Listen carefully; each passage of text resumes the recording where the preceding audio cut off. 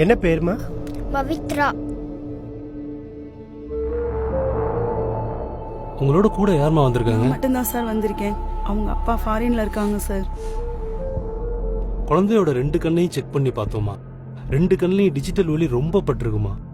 அதனால அவங்களுக்கு போட்டோ ஸ்ட்ரெஸ்ங்கிற ஒரு கம்ப்ளைண்ட் வந்திருக்கு. போட்டோ ஸ்ட்ரெஸ்னா உங்களுக்கு தெரியாது, ஆனா பாதிப்பு அதிகமா இருக்கு. ரெட்டினா 2 டேமேஜ் ஆயிருக்கு. இது ஒரு லைட்டை இப்படியே பார்த்துக்கிட்டு இருந்தா என்ன ஆகுமா? கண்ணு பார்வை ரொம்ப குறைஞ்சு போச்சுமா. என்ன சார் என்னென்னமோ சொல்றீங்க சார்? எப்படியாவது பொண்ணோட பார்வை கொண்டு வந்துருங்க சார்.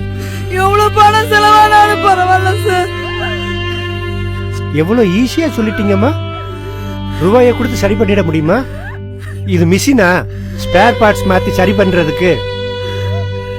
இந்த கேஸ் நிறைய இருக்கு. ஒரு நாளைக்கு 5 கேஸ் வந்துகிட்டு இருக்கு. ரெட்டினா டேமேஜ் ஆயிடுச்சுன்னா சரி கட்டுறது ரொம்ப கஷ்டமா.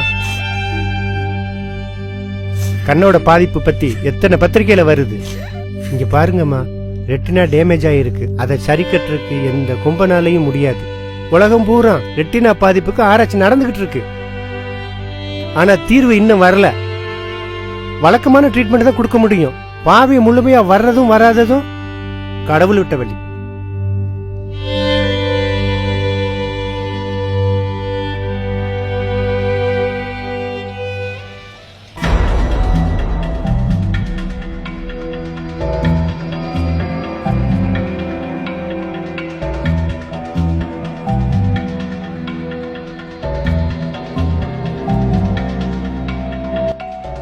ஸ்மார்ட் போன்கள் குழந்தைகளின் பார்வையிலிருந்து இந்த மண்ணில் புதைக்கப்பட வேண்டும்.